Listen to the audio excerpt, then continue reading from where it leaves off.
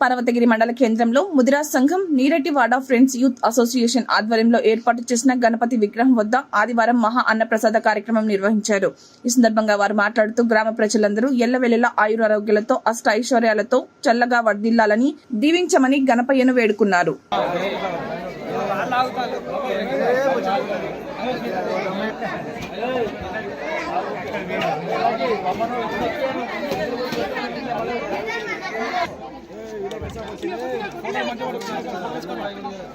बरं पडको वाडे मरी